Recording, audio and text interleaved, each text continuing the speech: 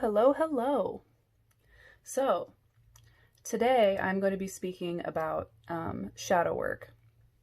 Now, I know there's a ton of videos about shadow work out there, but I just want to speak from my own perspective. A lot of people who have been asking about this lately, they just seem to be confused. So, I'm going to try to speak from a beginner's standpoint because I think that might be like the issue with why some people aren't really picking up a lot off of these shadow work videos. So I'm going to try to go back to before I knew anything about anything and speak from that perspective.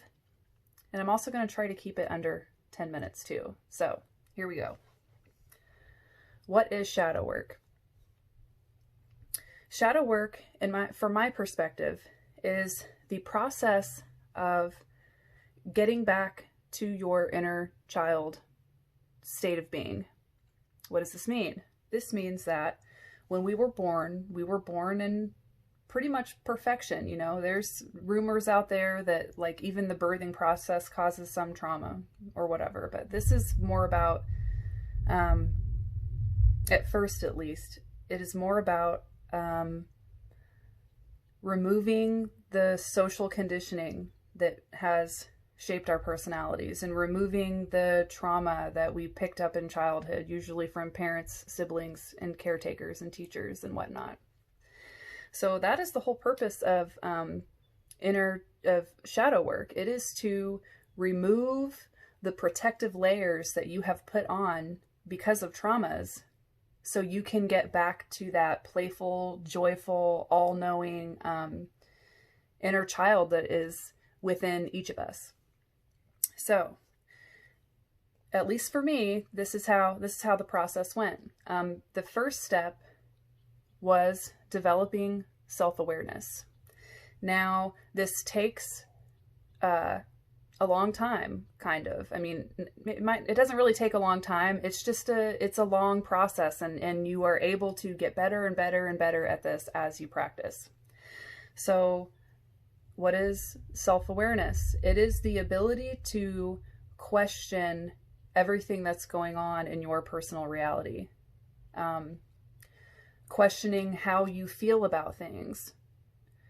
Catching yourself when you're feeling something negative. Catching it in that moment so you can analyze it and try to remember where it came from. And then using your own process that works for you, because I've talked to a lot of people and everybody's process is different when it comes to this stuff, and using that process to clear that trauma. So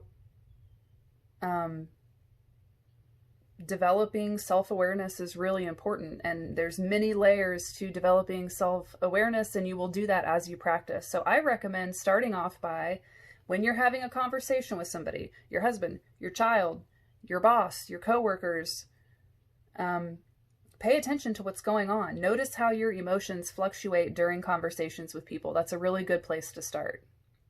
And you might find that you have some negative feelings sometimes, and it could be something that person is doing that resonates with something that happened when you were a child. It could be something that person is saying that just triggers something and makes you remember a traumatic moment. You know, that's what you do. You analyze these conversations. And just analyze your feelings when you're watching TV, when you're driving. You know, you just learn to pay really close attention to the fluctuations in your emotions. And the way to start doing that is just catch yourself. Just catch yourself. I used to go, in the beginning, I would probably be able to catch myself in the moment like once a day. That's it. Sometimes I would go a couple days without really analyzing the things that were going on. But as of today, this moment, 2 years later from starting this work, I am able to analyze almost every interaction, every mood fluctuation, just everything. And by doing that, I am getting to know my shadow. I know what my traumas are. I've cleared some of them. Some of them are kind of sticking around, and I don't know, but I'm working with them and I know them well. And when I get triggered by something, it's very easy for me to be like, oh, that's my abandonment wound. You hush, we're fine. And it helps me recover from these things quickly. And I'm able to continue to raise my vibrations and hold my peaceful state that I'm in most of the time these days. So self-awareness is key. It is key. It is key. Is key. This is something that I have not seen mentioned in most of the shadow work videos that I'm watching. Self-awareness is step one. It is step one. Now, once you start getting used to catching these feelings and analyzing them, then you have to like connect them to where they came from. So this is what I did, and this worked really well for me. I had a pretty traumatic childhood. I really did. And I know that because almost all of my really vivid memories where I can remember where I was, who was around, I can picture it perfectly in my mind's eye, they were all traumatic. So what I did was got out my journal and I started writing down all of my memories from the first one moving forward during my childhood. And I wrote probably like 3 pages of crap. Well, then what you do once you have this list is you analyze your triggers and you go and you like compare them to this list. Like, oh, that makes sense. That makes sense. That makes sense. And then you can start to see how these traumatic experiences are replaying in your life over and over and over again right now, and how they're messing with your vibration and your happiness and maybe manifesting abundance and all these things that you're trying to do, even if you're just trying to like, get rid of your anxiety and your depression. I'm not saying this will cure those things, but I am saying that it did for myself. So, I mean, that's pretty much what shadow work is. It's becoming self-aware, learning how to catch these things in the moment so you can analyze them, connecting them back, and then you have to begin the process of figuring out how it is best for you to clear these things. Now, one person I spoke to said that she just sits with the emotion and she just sits with it and she tries to observe it from a higher perspective, not take it personally. You know, this is when stepping into your higher self really helps you, because if your body is having anxiety and fear and all this stuff, if you can stop your mind from racing along with your body and you can move yourself up and look at it from a different perspective, like, oh, my body is fearful right now. And if you can like shut off your thought process and stop feeding that, then it will run its course, and that's how you clear it.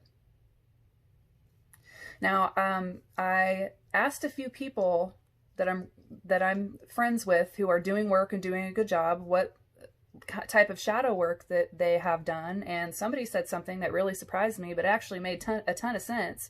She said, talk therapy with a regular therapist, not even a spiritual therapist, just talk therapy. You know, you're talking about your issues, you are figuring out how they affect your life, and you're able to see how those things affect your patterns now. And you can clear those things. You know, it's like once you get to know the monster, you're not scared of the monster anymore. So yeah, that one really surprised me, talk therapy. And it makes total freaking sense, because like my method that I chose for myself is very psychologically based. It's basically cognitive behavioral therapy that they would use on somebody who went away to war and came back with PTSD. That's how I clear my traumas a lot of the times. Something else I do is I use cord cutting videos on YouTube. I have my favorite one. It works really, really well. It's they like repeat the same incantation 108 times. So I'm able to put my headphones on, lay back in my bed, cut the initial cord, and then wait to see what else comes along. And I'm able to cut multiple cords in one 20-minute session. It works really well for me. I have 3 kids. I don't have a lot of time. So I really love that session. If you want to know what it is, ask me and I'll send you a link. So another thing I like to do is adjust timelines. That sounds crazy, but it's actually really easy. If you're good at visualizing, and I'm really good at visualizing, All you have to do is visualize going back to that traumatic moment and stepping into that space as your adult, healed, grown-up self, and intervene in that situation. Something I like to do is step in and parent myself how I feel like I should have been parented. And it really does work. It works really, really well. You know, your brain is a chemical computer, and you have the ability to rewire your brain by thinking about certain things. And memories and trauma are just neural pathways that have been built in your brain. So you can actually alter your memories, therefore altering chemical imbalances, and you can rewire your brain to produce more happy chemicals and less stress chemicals. It really does work. So that's my method. That's what I do. I do my cord cutting sessions, and I do timeline changes, and it has helped to rewire my brain and allowed me to raise my vibration. So yeah, it works really well. So other things that you can do to do shadow work is, we've got cutting cords, we've got going to talk therapy, we've got adjusting timelines. Meditation helps. If you just meditate on the trauma and ask your guides and your higher self to allow you to release it, that's a good way to do it also. So yeah, trying to keep this video short. I want to be able to post it on Instagram without uploading anything. I want it to be easy. So yeah, that's my shadow work video. I really feel like it's a simple process. It sounds intimidating and it sounds really vague, but it's all about developing self-awareness, locating those traumas, healing those traumas. And there's like a million ways to do that. You just have to find the one that works for you. All right. I really hope this helps. Thank you.